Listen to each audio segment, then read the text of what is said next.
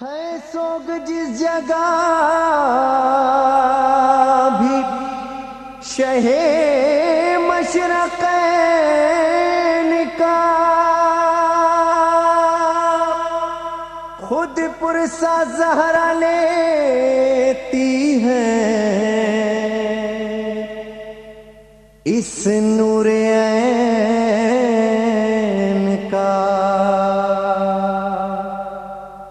رونا ثواب جس پہ نہ رونا حرام ہے، چشم خدا میں اس کا بڑا احترام ہے، یہ مجلس حسین علیہ السلام ہے، چشم علیہ السلام ہے، چشم اشرف الخلائق اجمعین وعلی آلہ طیبین طاہرین المعصومین المظلومین الذین اذهب اللہ عنہم الرجس وطہرہم تطہیرا۔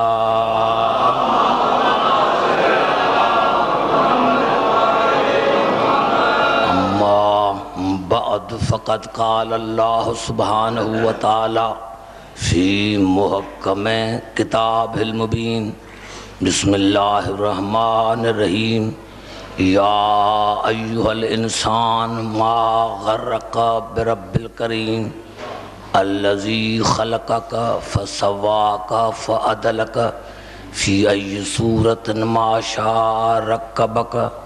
درود پڑھیں محمد علیہ وسلم۔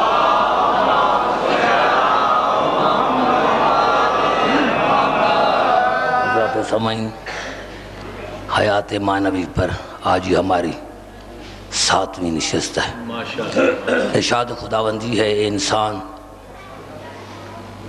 تو کیوں اپنے پروردگار سے تکبر کرتا ہے؟ وہ کون سی چیز ہے جس کی وجہ سے تو اپنے کریم پروردگار سے تکبر کرتا ہے؟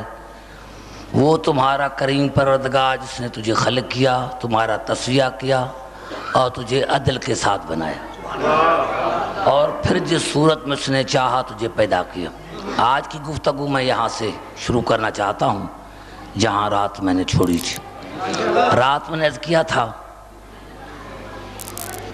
اور وہی اسی صورت پر میں نے عرض کیا تھا کہ اللہ نے، میں عرض کیا تھا کہ تاریخ یعقوبی جو متوکل کے زمانے میں چھپی، حالانکہ یہ احادیث کی کتاب نہیں، لیکن اس کو بھی لکھتے لکھتے دشمن کو بھی لکھنا پڑا کہ جب یہ آیت نازل ہوئی، یا ایھا الرسول بلغ ما انزل الیک من ربک وان لم تفعل فما بلغت رسالتہ۔ اے رسول ضرور ضرور پہنچا دو اس کو جو تیرے پروردگار کی طرف سے نازل کیا گیا ہے۔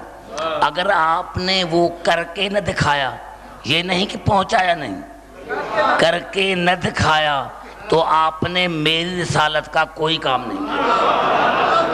یعنی زبان سے بتاؤ اور ہاتھ سے دکھاؤ۔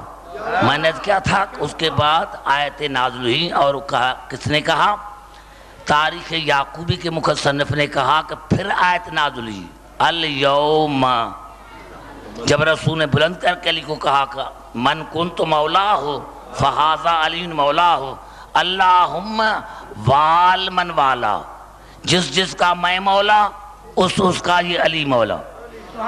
اللہم وال من والا، یا اللہ محبت کر اسی سے جو علی سے محبت کرے، وعاد من عادا، اور دشمنی رکھ اسی سے جو علی سے دشمنی رکھے۔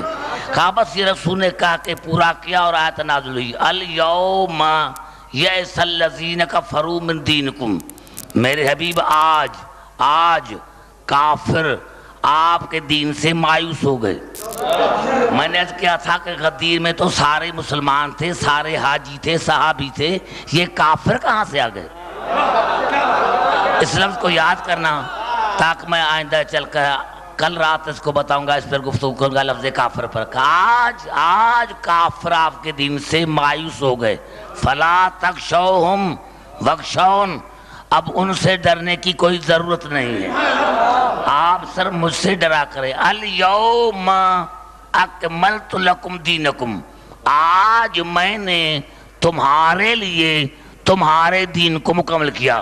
آج کافر بھی آج مایوس ہو گئے،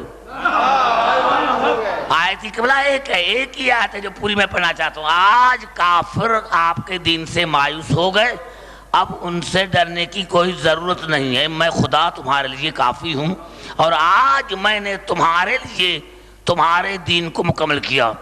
وَأَتْمَمْتُ عَلَيْكُمْ نِعْمَتِي، اور تم پر اپنی نعمت کو تمام کیا. یہاں سے پتا چلا کہ علی اللہ کے نعمت کا نام ہے، علی اللہ کے نعمت کا نام ہے. وَأَتْمَمْتُ عَلَيْكُمْ نِعْمَتِي وَرَضِيتُ لَكُمُ الْإِسْلَامَ دِينًا، اور بعنوان دین آج میں نے تمہارے اسلام کا سے راضی ہوا. بعنوان دین میں آپ کے اسلام سے راضی ہوا. اتنا تو پتا چلا کہ جس اسلام میں، جس دین میں علی نہیں ہے، اسی اسلام سے خدا راضی نہیں.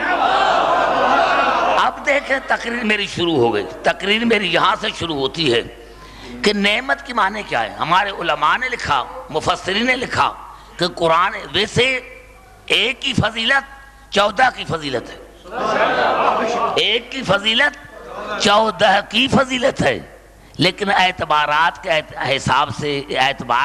حساب سے ہمارے مفسرین نے لکھا کہ جہاں قرآن میں لفظ اعلیٰ استعمال ہوا ہے، اعلیٰ معنی نعمت، اعلیٰ معنی نعمت، سورۃ اعراف میں ارشاد ہوا ہے فَاذْكُرُوا آلاء اللہ لعلکم تفلحون، اللہ کی نعمتوں کا ذکر کرتے رہو تاکہ تمہیں نجات ملے.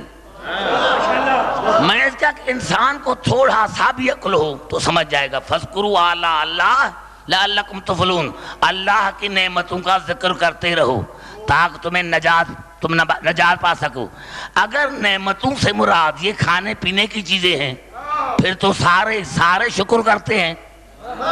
کیا ان کھانے پینے کے چیزوں پر ہمیں جنت مل جائے گی؟ اور اللہ فرمایا ذکر کرتے رہو میری نعمتوں کا تاکہ تمہیں نجات ملے. اب ہمارے مفسر نے لکھا کہ جہاں لفظ اعلیٰ قرآن میں آیا ہے وہاں سے مراد محمد اور علی ہے. جہاں بھی لفظ توجہ چاہتا ہوں، جہاں قرآن میں لفظ اعلیٰ استعمال ہوا ہے وہاں سے مراد محمد اور علی ہے. جہاں پر قرآن میں لفظ نعمت استعمال ہوا ہے وہاں صرف علی ہے، وہاں صرف علی ہے. اور جہاں لفظ نعیم استعمال ہوا ہے اس میں 14 شامل ہے. پھر جملے کو دہرانا چاہتا ہوں میرے دوستوں، میرے بزرگوں، کہ ایک کی فضیلت 14 کی فضیلت ہے، لیکن جہاں اعلیٰ لفظ آیا ہے وہاں مراد محمد اور علی. جہاں لفظ نعمت وہاں سے مراد صرف علی، جہاں نعیم وہاں 14. دیکھا آپ نے کہ اللہ نے شاہد فَاذْكُرُوا آلاء اللہ. اور نعمت کی معنی کیا ہے؟ اگر نعمت کی معنی کا ہی پتہ چل جائے تو میں سمجھتا ہوں کہ کافی ہے.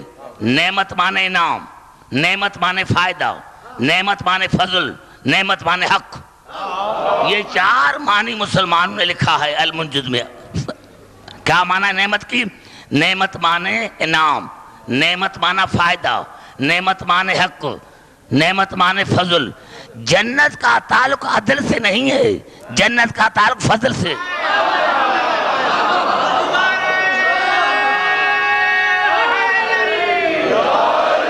ہم اپنے گریبان میں جھانک کر دیکھیں کہ اگر اللہ نے عدل کیا قیامت میں تو ہمارا حشر کیا ہوگا. جنت کا تعلق فضل سے ہے، جنت کا تعلق فضل سے ہے. اور نعمت کی معنی ہے فضل، نعمت کی معنی ہے حق. پتا چلا جہاں علی نہیں ہے وہاں حق نہیں ہے، جہاں علی نہیں ہے وہاں کا خدا کا فضل نہیں ہے.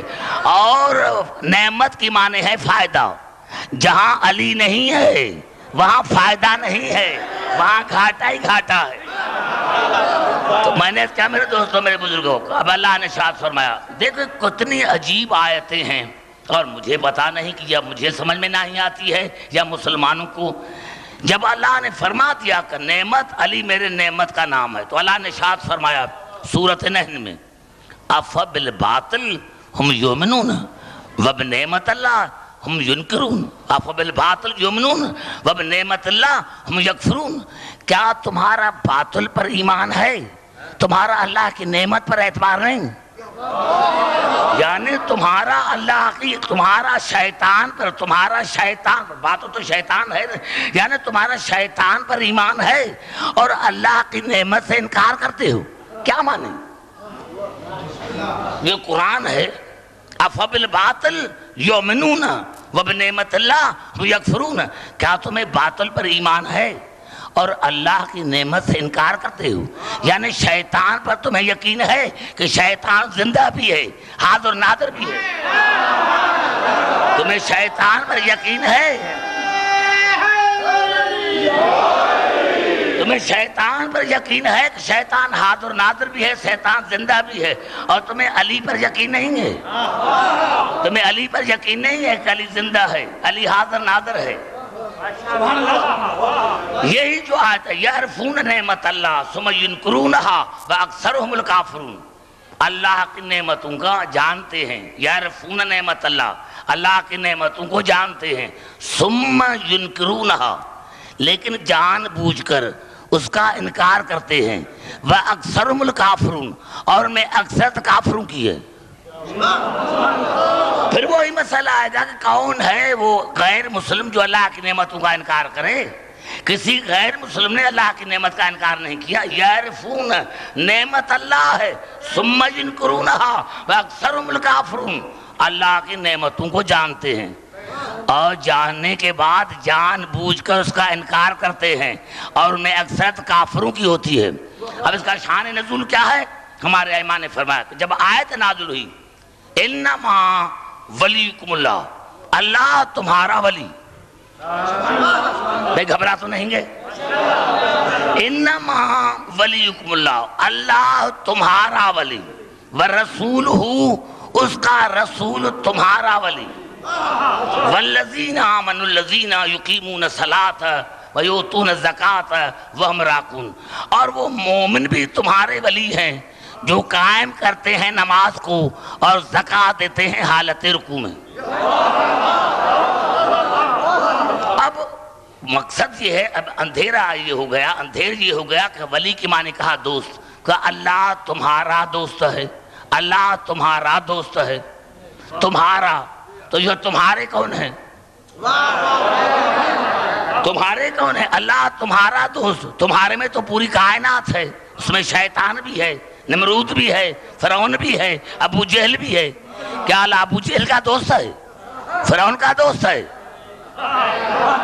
جنہوں نے ائمہ کو ستایا وہ اللہ کے دوست ہیں۔ پتا چلا یہاں ولی کی معنی ہے حاکم، اللہ تمہارا حاکم، ورسولہ، اس کا رسول تمہارا حاکم، اور وہ مومنین بھی تمہارے حاکم ہیں جو قائم کرتے ہیں نماز کو اور زکوٰۃ دیتے ہیں حالت رکوع میں۔ بھئی زکوٰۃ تو جناب علی نے دی تھی، پھر اللہ نے جمع کا صیغہ استعمال کیوں کیا؟ زکوٰۃ تو جناب علیہ السلام نے دی تھی، پھر اللہ نے جمع کا صیغہ استعمال کیوں کیا؟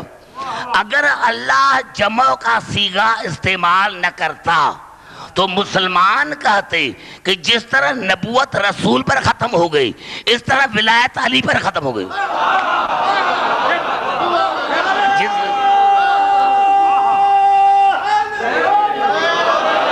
جس طرح نبوت رسول پر ختم ہو گئی اس طرح ولایت علی پر ختم ہو گئی۔ اللہ کی آوازیں نہیں، قیامت تک ولایت رہے گی، قیامت تک ولایت رہے گی۔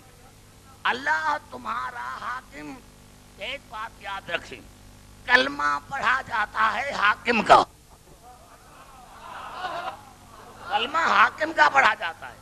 ہم نے اسی آیت کے تفسیر کو نہیں دیکھا، دوسری آیت اس آیت کی تفسیر ہے، اللہ تمہارا ولی، تمہارے اور ہیں، اللہ اور ہے، رسول تمہارا ولی، تمہارے اور ہیں، رسول اور ہے، اور وہ مومن بھی تمہارے ولی ہیں، تمہارے اور ہیں، وہ مومن اور ہے۔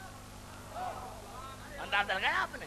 اب اللہ نے اللہ تمہارا حاکم، جن کا حاکم ہے وہ اور ہیں، اللہ اور ہے، رسول تمہارا حاکم، جن کا رسول حاکم ہے وہ اور ہیں، رسول اور ہے، اور وہ مومن بھی تمہارے ولی جو قائم کرتے ہیں نماز کو اور زکوٰۃ دیتے ہیں حالت رکوع میں۔ رکوع دینے والے، رکوع میں، حالت رکوع میں زکوٰۃ دینے والے اور ہیں، اور جن کا حاکم ہے وہ اور ہیں۔ اب دیکھیں آج نے کیسے تفسیر کیا، وَمَن يَتَوَلَّ اللَّهَ، پھر جس نے ولی مانا اللہ کو، پھر جس نے ولی مانا اللہ کو، جو مانتے ہیں وہ اور ہے اور جس کو مان رہے ہیں وہ اور ہے۔ میں زبان سے بات کروں تو میں آگے چلوں میرے دوستوں۔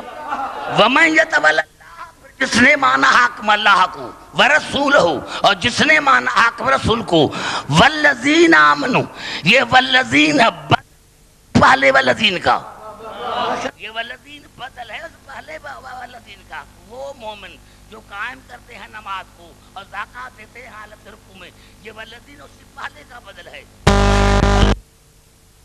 جس نے حاکم مانا اللہ کو ورسولہ،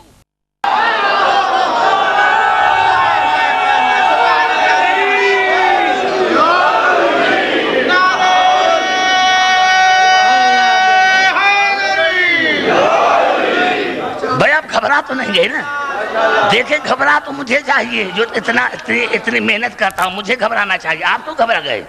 میں کیا وَمَن يَتَوَلَّ اللَّهَ، پھر جس نے ولی مانا حاکم مانا اللہ کو وَرَسُولَهُ، اور جس نے حاکم مانا رسول کو، وَالَّذِينَ آمَنُوا، اور ان مومنین کو جنہوں نے حالت رکوع میں زکات دی تھی، فَإِنَّ حِزْبَ اللَّهِ ہم الغالبون، تو وہ اللہ کا غالب گروہ ہے۔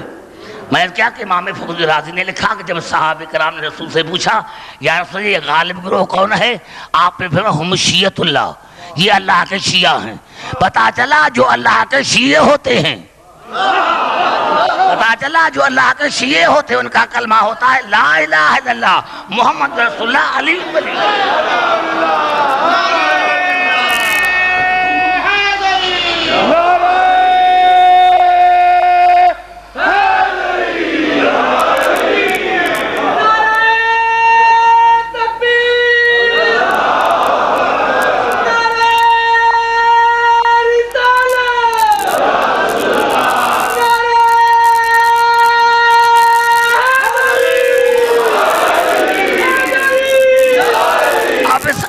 میں شان نزول بتا رہا تھا، یعرفون نعمت اللہ ثم ینکرونہا واکثرہم الکافرون، اللہ کی نعمت کو جانتے ہیں لیکن جان بوجھ کر انکار کرتے ہیں، اور ان میں اکثرت کافروں کی ہے، اکثرت کافروں کی ہے۔ جب یہ آیتیں نازل ہوئیں تو 9 صحابی مسجد میں بیٹھ گئے۔ جب یہ آیت نازل ہوئی، جب یہ آیت، توجہ چاہ رہا ہوں جہاں جہاں میری آواز آ رہی، جب یہ آیت نازل ہوئی حالت رکوع میں علی نے زکات دی تھی، لیکن اللہ نے کہا میں بھی ولی، میرا رسول بھی ولی۔ بھائی عقل کی تقاضا کا ہے، یا اللہ حالت رکوع میں علی نے زکات دی تھی، آپ نے تو نہیں دی تھی نا، رسول نے تو نہیں دی تھی نا، جب زکات دینے والا علی ہے تو آیت ایسی ہونی چاہیے تھے وہ مومن بھی ولی ہے جو قائم کرتا ہے نماز کو اور زکات دیتا ہے حالت رکوع میں، وہ مومن ولی ہے جو قائم کرتا ہے نماز کو اور زکات دیتا ہے حالت رکوع میں۔ یا اللہ یہ اپنے آپ کو آپ نے شامل کیوں کیا کہ میں بھی ولی ہوں؟ آپ نے رسول کو بھی شامل کر دیا کہ میرا رسول بھی ولی ہے۔ آواز ہے عبدالحکیم، اگر میں اور میرے رسول کو میں شامل نہ کرتا تو مسلمانوں کے جو ذہن میں ولایت ہے، یہ جو ننگے پھرتے ہیں، اگر ماننے پر آئے تو ننگے کو بھی ولی کہیں، پاگل کو بھی ولی کہیں، اور نہ ماننے پر آئے تو علی کو بھی ولی نہیں کہتے۔ آواز آئی اگر میں اللہ اور رسول کو علی کے ولایت میں شامل نہ کرتے تو دنیا کے جو ذہن میں ولایت ہے وہی علی کو ولی سمجھتے، اس لیے میں نے اور رسول نے اپنے آپ کو ولی کہا کر دنیا کو بتایا کہ علی وہ ولی نہیں ہے جو تمہارے تصور میں ہے، جس شان کا میں ولی ہوں، جس شان کا میرا رسول ولی ہے، اسی شان کا یہ علی ولی ہے۔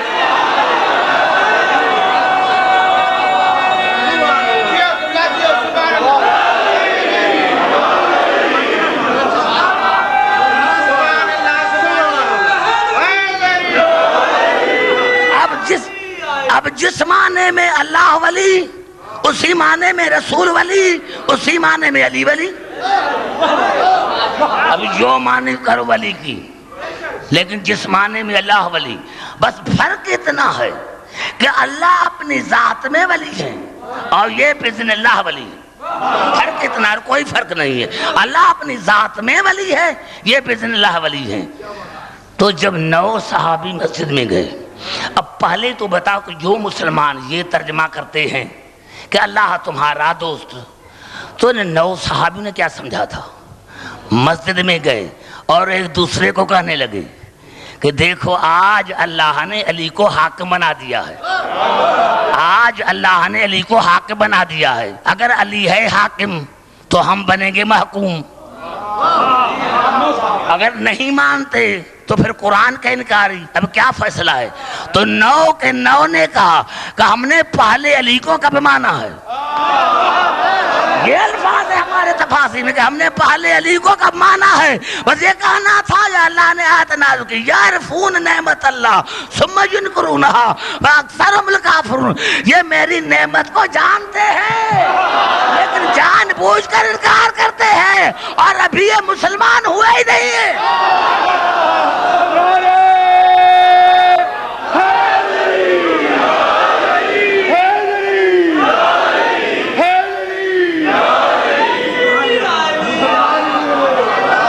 بھئی زبان سے بات کرو نوجوان، میں تم سے بات کروں؟ پہلی بات تو یہ جو مسلمان کہتے ہیں، پہلی بات تو یہ مسلمان صحیح علی قبر میں نہیں آتا، ہاں تو بخاری شریف میں یہ کیا لکھا ہوا ہے؟ بخاری شریف سے اس کو نکالو کہ ملائک پہلے پوچھیں گے تمہارا رب کون ہے،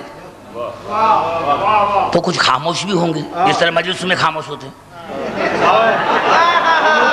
تمہارا نبی کون ہے، خاموش، تمہارا کتاب کون ہے، خاموش، تمہارا قبلہ کون ہے، جب نہیں بتائیں گے تو صحیح بخاری لکھا کہ کہیں گے ملائک ایک دوسرے کو کہیں گے ابھی آخری سوال پوچھتے ہیں، اگر اس نے یہ نہ بتایا تو پھر اس کو چھوڑنا نہیں، اگر یہ بتا دیا تو سمجھنا سارے بتائے گے۔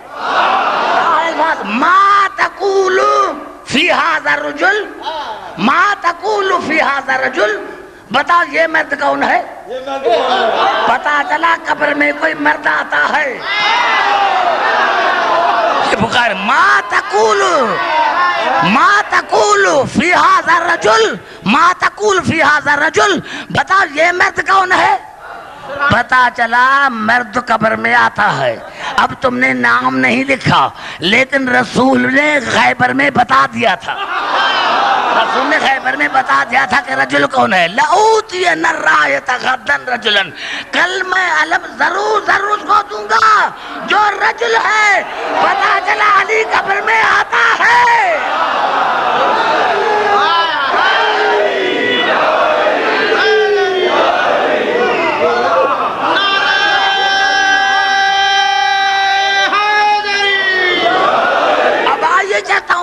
کتابوں کی طرف سب سے پہلے علامہ ابن عسقلانی نے تہذیب التہذیب میں لکھا کہ ابراہیم نامی ایک شخص اپنے دوست یونس کے پاس آیا اور کہا یونس، یہ کس کتاب کا ہاتھ دے رہا ہوں؟ تہذیب التہذیب، کس کا لکھا ہوا؟ علامہ ابن حجر عسقلانی کا۔ ابراہیم کہتا ہے کہ میں اپنے دوست کے پاس آیا، اس کا نام ہے یونس، میں نے کہا یونس تو رسول کے پاس تھا، رسول نے حدیث سے قبر بتائی تھی؟ اس نے جواب دیا حدثنی، ہاں رسول نے بتائی تھی۔ ہنا کلمۃ فقال ہنا کلمۃ رفاہا الناس بھی ہے، لیکن اس میں جو ابھی مسلمان بتاتے ہیں اس میں ایک کلمہ تھا جو ناصفوں نے چھپا دیا ہے۔ گھبرا گئے، آستہ میں عرض کر رہا ہوں کہ آستہ سمجھیں۔ ہونا کلمۃ نفاہا الناس بھی، لیکن ایک کلمہ تھا جو ابھی مسلمانوں نے چھپا رکھا ہے، اس کو نہیں بتاتے، ناسبیوں نے چھپا رکھا ہے۔ ناسبی ہیں کون؟ آئیے پہلے قرآن سے پوچھتے ہیں۔ عاملۃ ناصبۃ تصلی نارا حامیہ، اللہ نے فرمایا کہ ناسبی کتنی بھی عبادت کرے گا تو وہ جہنم میں جائے گا۔ ناسبی عامل ہو، عامل لیکن اگر ناسبی کتنا ہی عامل ہو، کتنا ہی عمل کرنے والا ہو، تو اس کی جگہ جہنم ہے۔ پتا چلا ناسبی جہنم میں جا سکتا ہے، ناسبی جنت میں نہیں جا سکتا۔ اب یہ پوچھتے ہیں رسول سے، یا رسول اللہ ناسبی کون ہے؟ آپ نے فرمایا من انکر ان ولایت علی، جو بھی علی کی ولایت کا انکار کر سمجھنا ناسبی ہے۔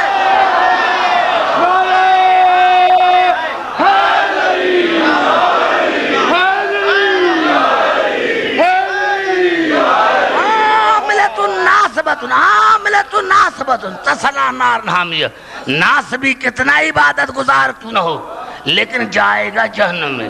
اور ناسبی اسے کہتے ہیں جو علی کی ولایت کا انکار کرے۔ قال ہناک فحدثنی بھی، اس نے حدیث بیان کی، لیکن حدیث بیان کرنے کے بعد یونس نے کہا ہونا کلمۃ نکفاہا الناسبیہ، ایک کلمہ تھا جو ناسبی نے نکال دیا ہے۔ فقلت ما ہی، تو ابراہیم کہتا میں نے پوچھا کہ وہ کون سا کلمہ تھا؟ قال انہ لیسأل فی قبرہ من ولیک، آواز ہے قبر میں، رسول فرماتا ہے قبر میں تم سے ضرور پوچھا جائے گا کہ تمہارا ولی کون ہے۔ اس سے بڑھ کر ابھی کون سی میں حدیث سے بڑھوں یا دلیل دوں؟ آواز ہے دیکھو لام قال انہ لیسأل فی قبرہ من ولیک، آواز ہے رسول نے کہا تھا کہ تم سے ضرور پوچھا جائے گا کہ تمہارا ولی کون ہے، تمہارا ولی کون ہے؟ ابراہیم نے کہا یوسف پھر کیا؟ رسول نے فرمایا، آپ نے فرمایا من قال علی نجا، بس جس نے بھی قبر میں کہا کہ میرا علی ولی ہے، کہیں گے بلا نجا، تمہاری یہاں بھی نجات ہے، تمہاری آگے بھی نجات ہے۔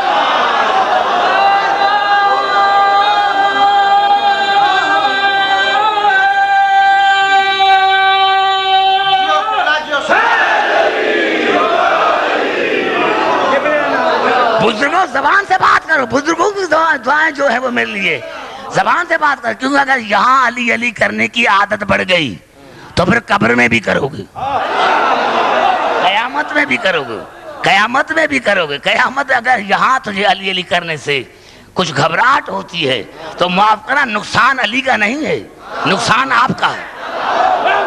کیونکہ یہ ہم جو رات دن علی کرتے ہیں، رات دن، میں نے ابھی شام کو کہا تھا نا کہ جناب ابو ذر کا کیا کام تھا؟ جناب ابو ذر کا کام تھا صبح کو جا کر راستے پر بیٹھنا اور جو بھی بچہ آتا تھا اس کو پوچھا کہتا تھا علی کر۔ تو ایک مرتبہ رسول کے پاس آ گیا، یا رسول اللہ جتنے بچے آتے ہیں میں ان کو کہتا ہوں علی کرو تو کچھ کہتے ہیں کچھ نہیں کہتے، تو کہا جو نہیں کہتے یسأل عن امہاتہم، جاؤ ان سے پوچھا جائے کہ ان کی ماں نے یہ بچہ کہاں سے لایا تھا، اس کی ماں نے یہ بچہ کہاں نارا،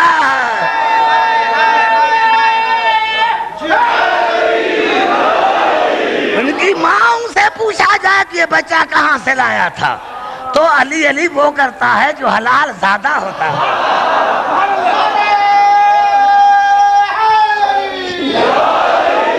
پھر چلتا ہوں قرآن کی طرف، میں کیا میرے دوستو اس طرح میں نے کیا کہ ثم لسألن یومئذ عن النعیم، قبلہ کتنی کلیئر آیت ہے، کتنی واضح آیت ہے۔ اس کے بعد ثم پتا چلا پہلے اللہ نے کچھ کہا ہے، ثم مانے پھر، ثم کیونکہ ثم کے بعد جو بھی جملہ آتا ہے، ثم لسألن یومئذ عن النعیم، پھر تم سے قیامت میں ضرور پوچھا جائے گا نعیم کے بارے میں، نعیم کے بارے میں پوچھا جائے گا، نعیم کے بارے میں پوچھا، پھر تم سے ثم لسألن، ضرور نون تاکید لام لازمی، پھر تم سے ضرور پوچھا جائے گا قیامت کے دن نعمتوں کے بارے میں۔ ایک سوال ہی آیا، یہ تو سوال کے محرقہ میں بھی ہے، ایک سوال ہی آیا ابو حنیفے کے پاس کہ یہ جو اللہ نے کہا کہ پھر تم سے ضرور پوچھا جائے گا نعمتوں کے بارے میں، یہ نعمتیں کون ہیں؟ کہا اللہ پوچھے گا کھایا کیا تھا، پیا کیا تھا، چاول کتنے کھائے تھے، موسمی کتنی کھائی تھی، سیب کتنے کھائے تھے، اب وہ سوالی مطمئن نہ ہوا، ہمارے چھٹے امام کے پاس آیا، درود پڑھے محمد علی مدر، ہمارے چھٹے امام کے پاس آیا اور کہا مولا یہ جو اللہ نے کہا کہ ثم لتصلن یومئذ النعیم، تو اس کی معنی کیا ہے؟ آپ نے فرمایا تو وہاں جو گیا تھا، وہاں جو گیا تھا اس نے کیا کہا؟ تو وہاں جو گیا تھا اس نے کیا کہا؟ کہ مولا اس نے تو کہا کہ اللہ کھانے پینے کی چیزیں پوچھیں گا۔ آپ نے ہنس کر جواب دیا جو کھلا کر پوچھے وہ بخیل ہوتا۔ دیکھو تو صحیح میرے بزرگوں، آپ نے فرمایا جو کھلا کر پوچھے وہ بخیل ہوتا ہے، جو کھلا کر پوچھے وہ بخیل ہوتا ہے۔ ایمان سے بتاؤ، میں یہاں منڈی بہادین میں آیا، آپ نے مجھے 10 دن کھلایا پلایا، اور جب میں جاؤں آپ میرے ٹانگ میں ہاتھ ڈالے، اب لیکن بتا کتنے سیب کھائے تھے؟ پھر میں آؤں گا۔ امام نے فرمایا جو کھلا کر پوچھتا ہے وہ بخیل ہوتا ہے، میرا اللہ بخیل نہیں ہے۔ تو پھر مولا یہ کون سی نعمتیں ہیں؟ آپ میں یسأل عن ولایت علی ابن ابی طالب، اللہ پوچھے گا کہ علی کو مانتے تھے یا نہیں مانتے تھے؟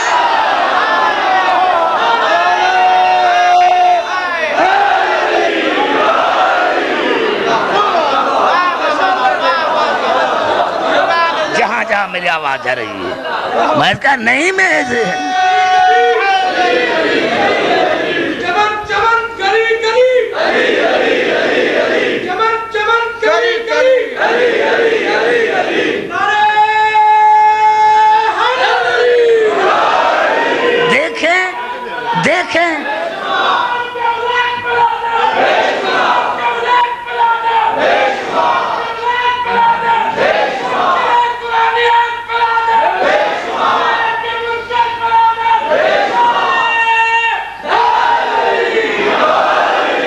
دیکھیں ابھی یہ قرآن کیا پڑھنے لگا ہوں، یہ آیت ہے سورۃ ابراہیم کی، اور عجیب آیت ہے، سارے جانتے ہیں اس کو۔ الم تر کیف ضرب اللہ مثلا کلمۃ طیبۃ کشجرۃ طیبۃ اصلھا ثابت فرعها فی السماء۔ تم نے نہیں دیکھا کہ پاک کلمے کی مثال پاک شجرے کی طرح ہے، پاک کلمے طیب کلمے کی مثال طیب شجرے کی طرح ہے جس کی جڑ مضبوط ہے اور شاخ آسمان میں۔ تم نے نہیں دیکھا کہ اللہ نے مثال دی، الم تر کیف ضرب اللہ مثلا کلمۃ طیبۃ کشجرۃ طیبۃ اصلھا ثابت فرعها فی السماء تؤتی اکلھا کل حین باذن ربھا، اور وہ ہر موسم میں پھل دیتا رہتا ہے اپنے رب کے حکم سے، اپنے حکم سے، اللہ اپنے رب کے پروردگار کے حکم سے ہر موسم میں پھل دیتا رہتا ہے۔ کسی نے کوئی ایسا، ابھی تو سائنس نے، میں نے کیا تھا کہ قدیم و جدید مل گیا ہے، شام کو یہاں صبح کو امریکہ میں، حسین کے صدقے میں نے بھی پوری کائنات دیکھی ہے، لیکن مجھے کبھی ایسا کوئی درخت نظر نہیں آیا جس کی شاخ آسمان میں ہو، شاخیں نہیں، شاخ آسمان میں، شاخ آسمان میں۔ جب یہ آیت نازل ہوئی تو صحابہ کرام نے پوچھا یا رسول اللہ یہ کون سا شجر ہے جس کی جڑ مضبوط ہے، جس کی جڑ مضبوط ہے؟ اور دیکھے توتی اکلھا کل حین باذن ربھا، وہ ایسا درخت ہے جڑ مضبوط شاخ آسمان میں، اور اپنے رب کے اذن سے ہر موسم میں پھل دیتا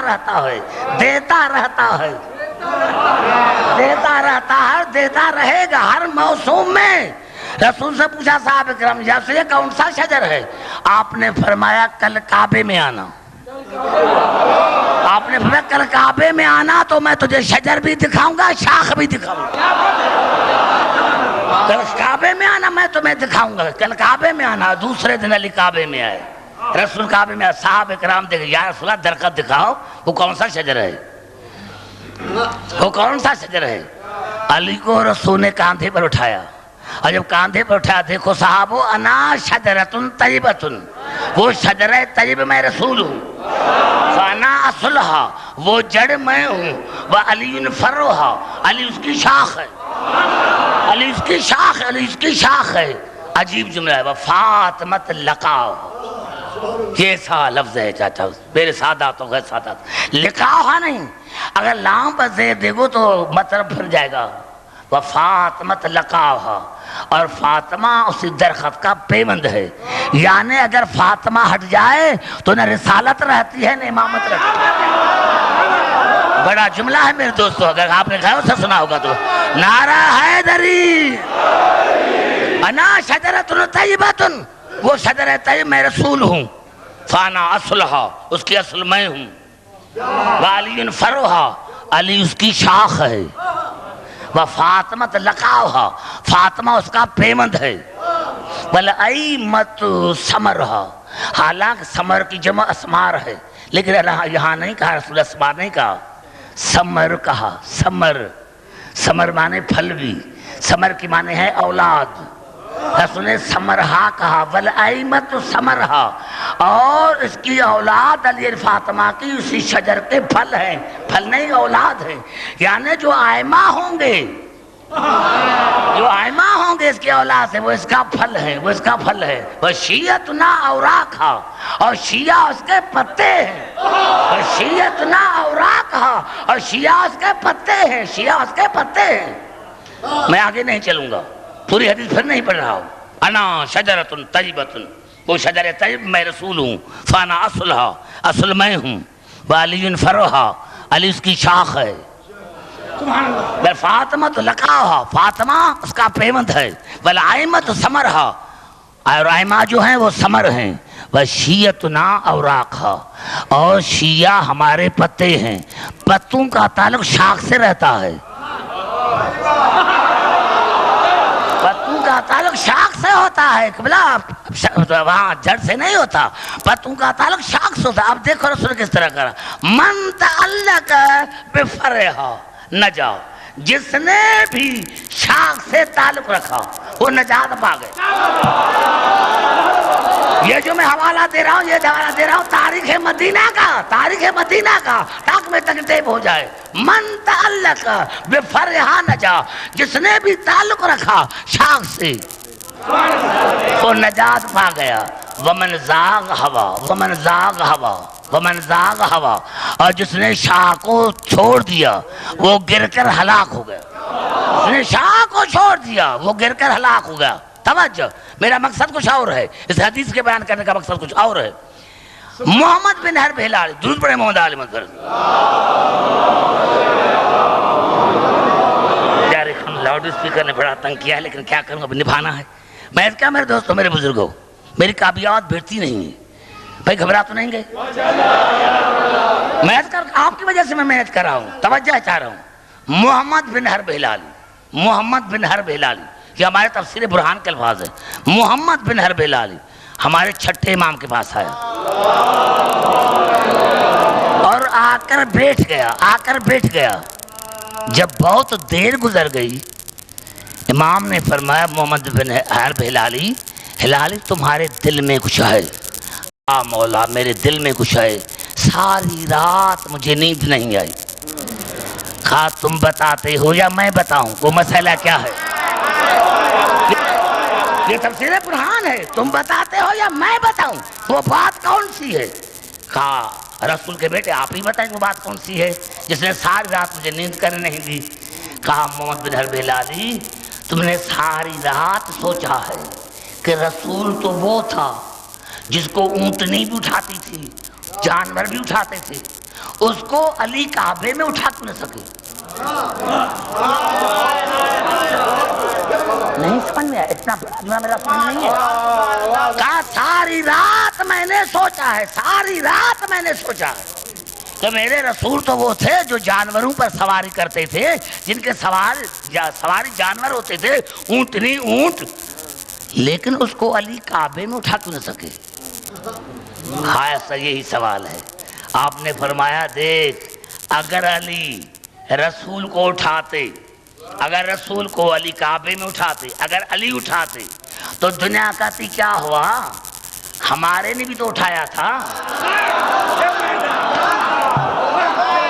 سمجھے میرے اشاروں کو، سمجھے؟ نعرہ حیدری تک تمام مسلمان بھائیوں کے لیے کہیں گے کہ ہمارے نے بھی تو اٹھایا تھا۔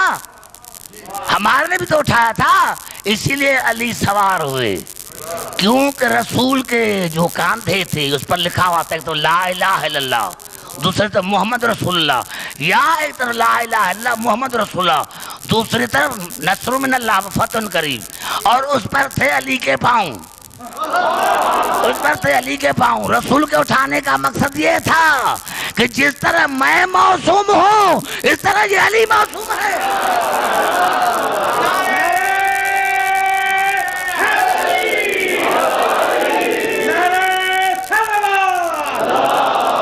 جس طرح میں معصوم ہوں اس طرح یہ علی معصوم ہے، جس طرح میں معصوم اس طرح علی معصوم ہے، جس طرح میں معصوم ہوں اس طرح علی معصوم ہے۔ رسول ہمارا چھٹا امام خاموش ہو گیا، پھر پوچھا مولا اور بتاؤ، کہا ظرف ہے؟ دیکھیں نوجوانوں بزرگوں، کہا ظرف ہے سننے کا؟ ہے سننے کا ظرف؟ ہاں مولا سننے کا ظرف ہے۔ کہا جب شمع روشن ہوتی ہے، جب شمع روشن ہوتی ہے تو روشنی بلند ہوتی ہے۔ اب بات سمجھ میں آئی؟ بات نہیں سمجھ میں آئی، بات نہیں۔ جب شمع روشن ہوتی ہے تو روشنی شمع سے بلند ہوتی ہے۔ شمع ہے رسول، روشنی ہے علی۔ اب پتا چلا، اب پتا چلا، اب پتا چلا۔ نہیں نوجوان ایسا نعرہ کرنے، سن کے نعرہ۔ میں نے کہا رسول ہمارے چھٹے امام نے فرمایا کہ جب شمع جلتی ہے تو روشنی بلند ہوتی ہے۔ شمع ہے رسول، روشنی ہے علی۔ یہی سبب تھا، یہ امام کا فرمایا، اسی طرح یہی سبب تھا کہ جب رسول کا آپ کا حسین پر پہنچے تو علی پہلے تھا۔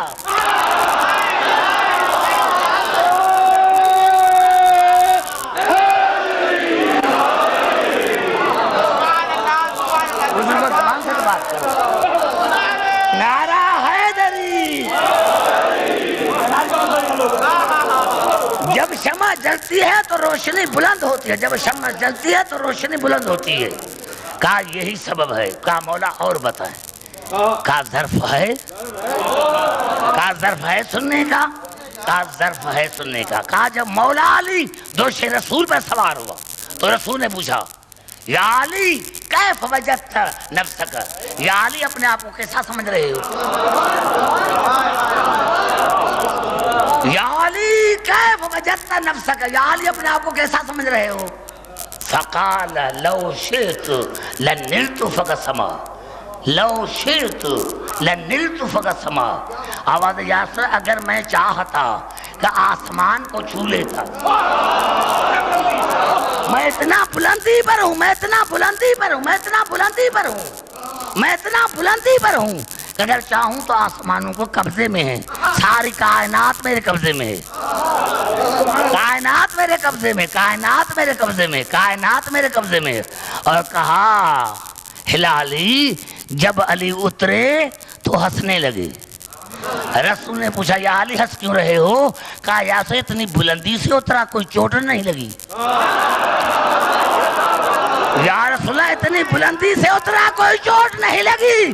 آواز ہے یا علی آپ کو چوٹ کیسے لگتی جب اٹھانے والا رسول ہو، اتارنے والا جبرائیل ہو؟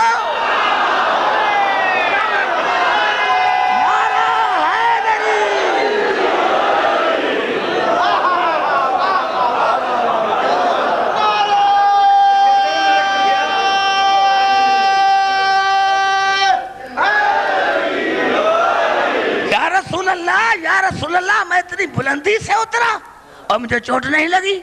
آپ نے بھائی یا علی آپ کو چوٹ کیسے لگتی جب اٹھانے والا رسول ہو، اتارنے والا جبرائیل ہو؟ کہا مولا اور بتائیں، مولا اور بتائیں، سبحان اللہ، مولا اور بتائیں، مولا اور بتائیں۔ کہا اگر ظرف ہے تو بتاؤں؟ ہاں مولا بتائیں۔ ہاں اسی تفسیر برہان کو ضرور پڑھنا، تفسیر برہان کو اس آیت کے ذیل میں ضرور پڑھنا۔ محمد بن حرب لالی ہمارے چھٹے امام کے پاس آیا، کہا مولا پھر بتائیں، آگے کچھ بتائیں۔ کہا ظرف ہے جو بتاؤں؟ کہا بتاؤ۔ کہا رسول نے علی کو اٹھا کر دنیا کو بتایا کہ میری نسل علی کے پشت سے چلے گی، میری اولاد چلے گی علی کی پشت سے، علی کی پشت سے اولاد چلے گی۔ اتنے میں خاموش ہو گئے۔ کہا یا رسول اللہ یا مولا اور بتائیں۔ کہا ابھی آخر میں بس یہ بات بتاتا ہوں، پھر نہ پوچھنا، کیوں نہ تم نے پوچھا تو تم دیوانے بن جاؤ گے، پھر نہ پوچھنا ورنہ تم دیوانے بن جاؤ گے، پھر نہ پوچھنا کہ دیوانے بن جاؤ گے۔ ہائے مولا بتائے، کہا جائے رسول نے علی کو کہاں پر اٹھا کر دنیا کو بتایا کہ جہاں لا الہ الا اللہ محمد سے ختم ہوتا ہے وہاں سے علی ولی اللہ شروع ہوتا ہے۔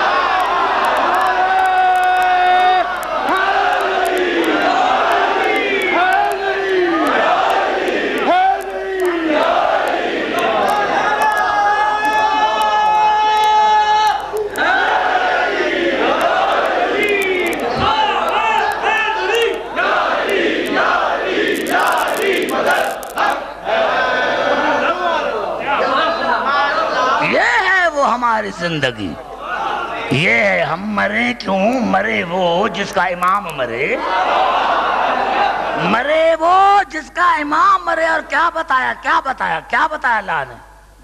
توتی اکلہا کل حین بإذن ربہا، وہ ہر موسم میں اپنے پروردگار کے حکم سے پھل دیتا رہتا ہے۔ ہے کوئی ایسا پھل؟ ہے کوئی ایسا پھل؟ پتا چلا کہ آج بھی اسی شجر کا کوئی پھل ہے، آج اسی شجر طیبہ کا، آج اسی شجر طیبہ کا، آج اسی شجر طیبہ کا کوئی پھل ہے۔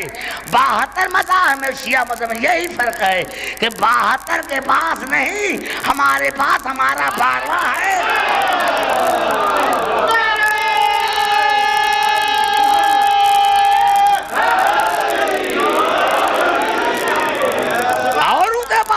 ہمارا 12واں ہمارے پاس موسوم ہے۔ وَمَثَلُ كَلْمَةٍ خَبِيثَةٍ كَشَجَرَةٍ خَبِيثَةٍ نَجْتُثَّتْ مِنْ فَوْقِ الْأَرْضِ مَا لَهَا مِنْ قَرَارٍ، مَا لَهَا مِنْ قَرَارٍ۔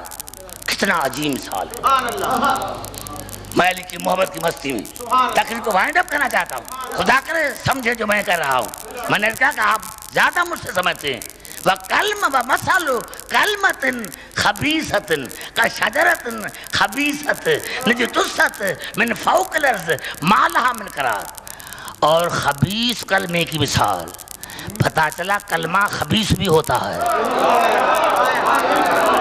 کلمہ خبیث بھی ہوتا ہے، کلمہ خبیث بھی ہوتا ہے، یعنی الفاظوں میں ہم پھنس گئے ہیں۔ ولی، ارے میں نے کل بتایا تھا کہ اللہ نے شیطان کو کافروں کا ولی کہا ہے۔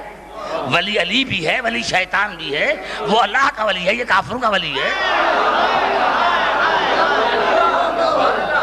میں نے کہا میرے دوستو یہاں پہ اللہ نے کلمہ دو بتایا، ایک شجرہ طیب اور ایک کلمہ طیب، ایک کلمہ خبیث، اور اللہ تعالیٰ اس کی مثال ہے شجرہ خبیث کی طرح، جس کی جڑ تو ہے ہی نہیں، جس کی جڑ تو ہے ہی نہیں، اس کو قرار نہیں ہے، جس کو قرار نہیں ہے اس کو قرار نہیں ہے۔ جہاں پھینکو وہاں جاتی ہے، جہاں پھینکو وہاں جاتی ہے، اس کو قرار نہیں۔ یہاں سے پتا چلا کہ خباثت میں اور طہارت میں فرق کیا ہے۔ جہاں طہارت ہوگی وہاں قرار ہوگا، جہاں نجاست ہوگی وہاں فرار ہوگا۔ نعرہ حیدری نہیں،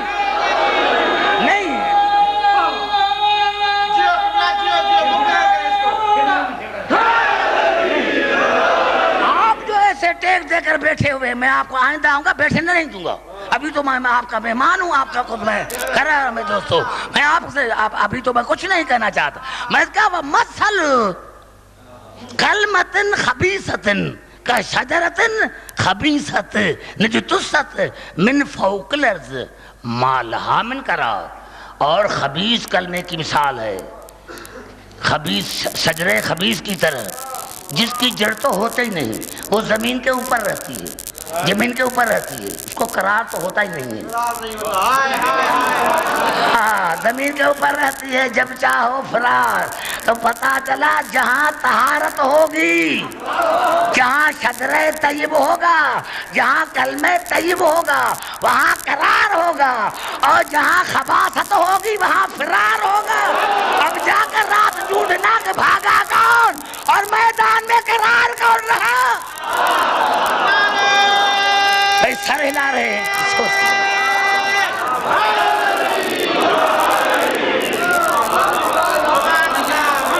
جہاں طہارت ہوتی ہے، جہاں طہارت ہوگی وہاں قرار ہوگا، جہاں نجاست ہوگی وہاں فرار ہوگا. اب رات جا کر سوچنا فرار کون ہے قرار کون ہے.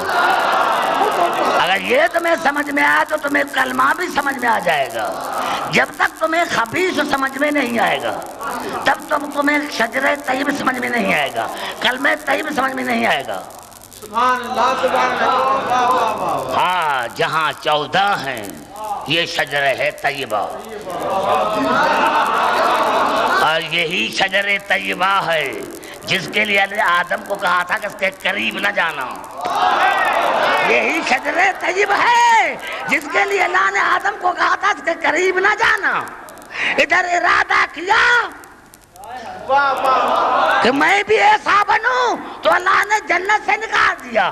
ارے جو ارادہ کرے اس کو اللہ جنت سے باہر نکالتا ہے، تو جو ان کی ہمسری کرے وہ جنت میں کیسے جائے گا؟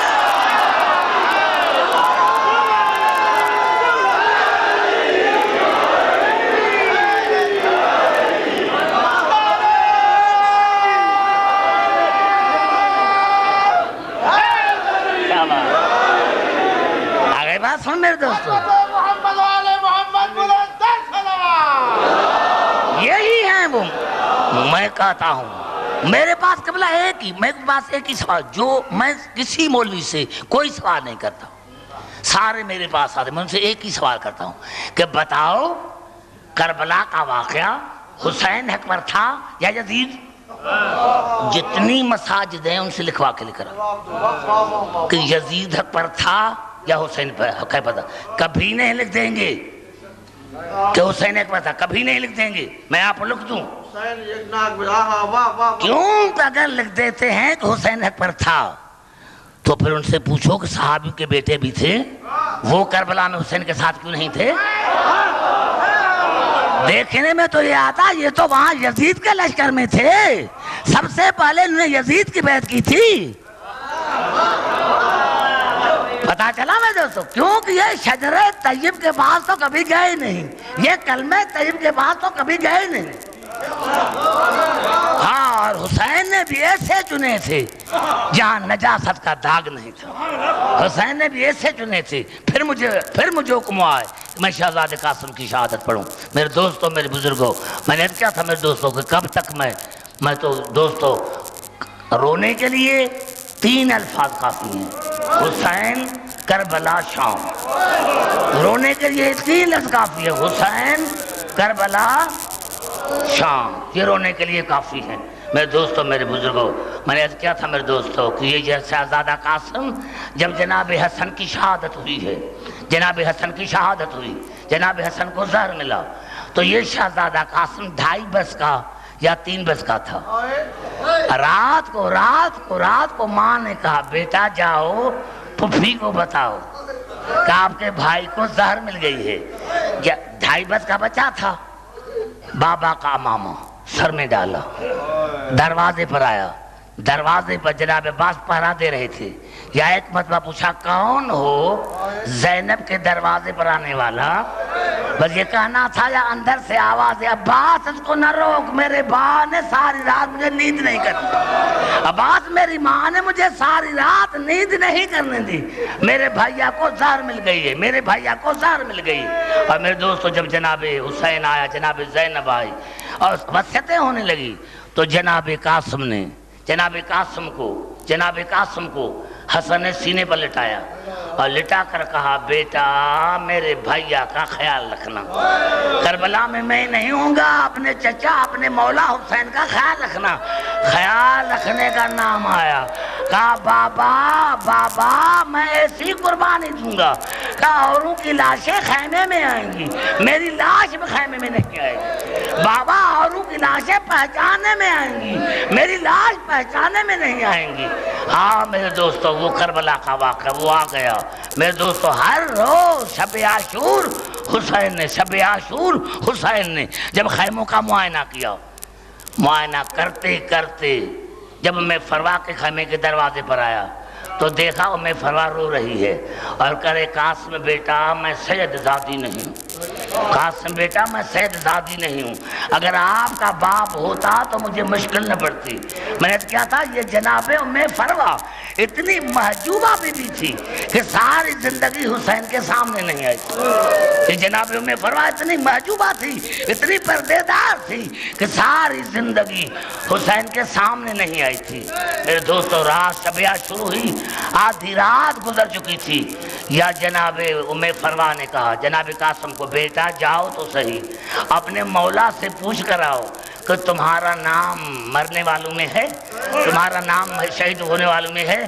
جناب قاسم چلا، جناب قاسم چلا، 12 اور 13 برس کی عمر کے درمیان ہے، آیا حسین مصلی پر بیٹھا تھا، اپنے پروردگار سے راز اور نیاز کی باتیں کر رہا تھا، یا اتنے میں جناب قاسم آئے، آن کے حسین کے پہلو میں بیٹھ گیا۔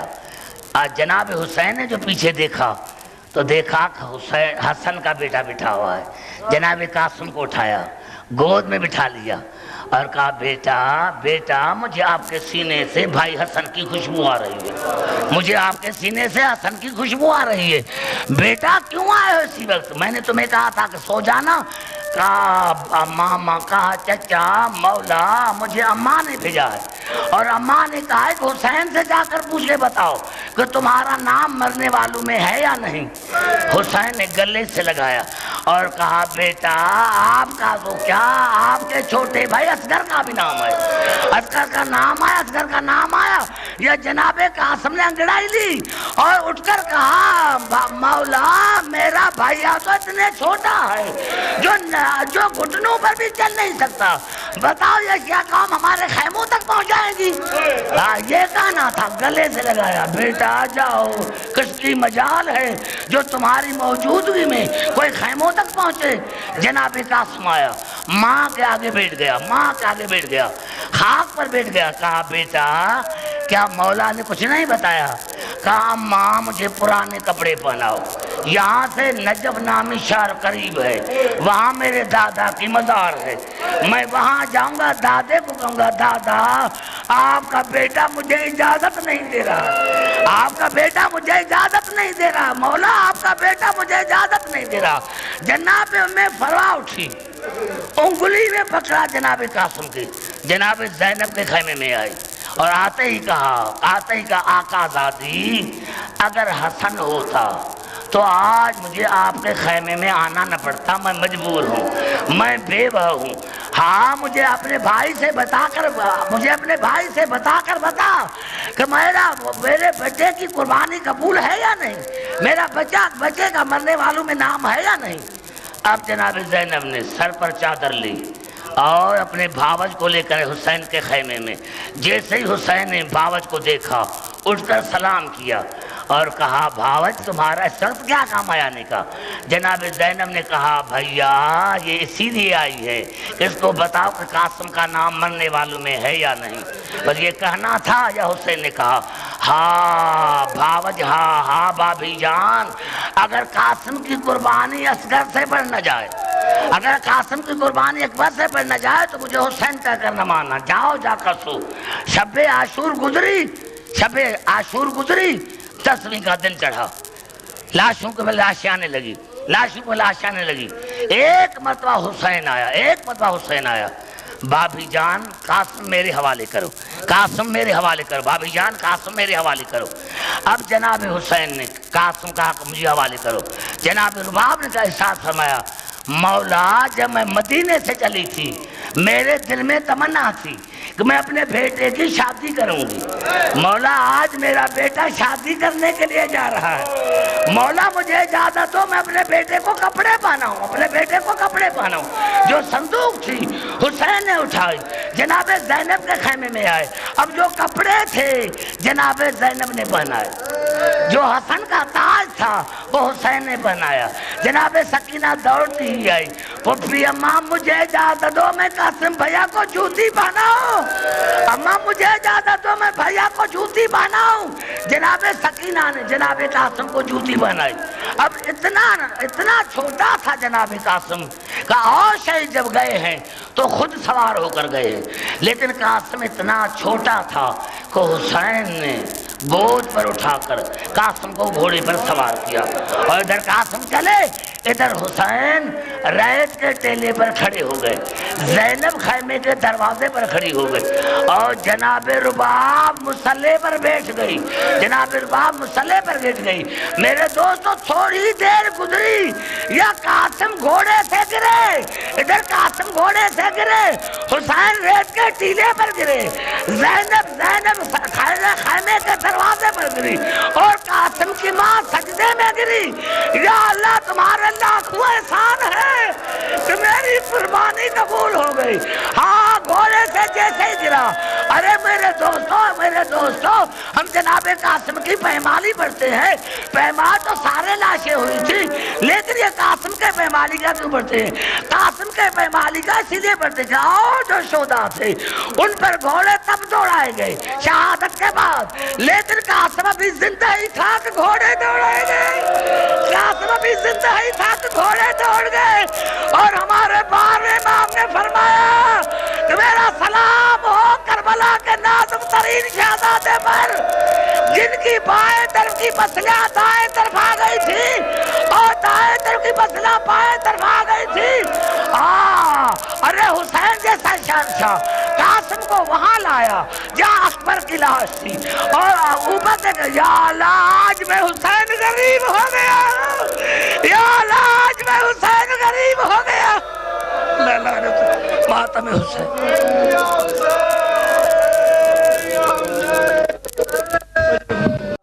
رونا ثواب جس پہ نہ رونا حرام ہے، چشم خدا میں اس کا بڑا احترام ہے، یہ مجلس حسین علیہ السلام ہے۔ چشم